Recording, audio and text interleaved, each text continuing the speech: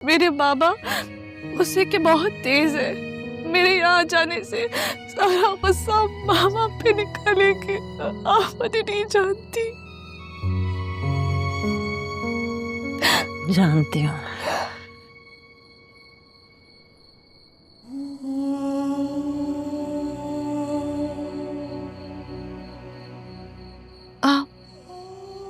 आप कैसे जानती हैं? हाँ?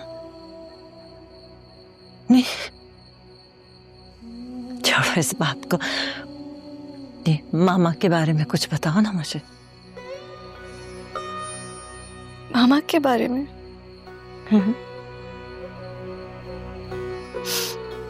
मेरी मामा इस दुनिया की सबसे अच्छी मामा।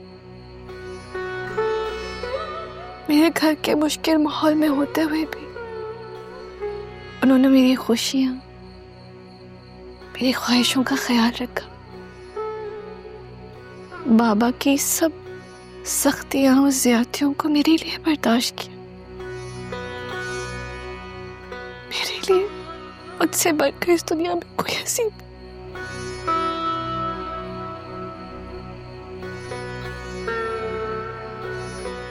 नाम क्या है तुम्हारी मामा का? अज़रा जलाल खान।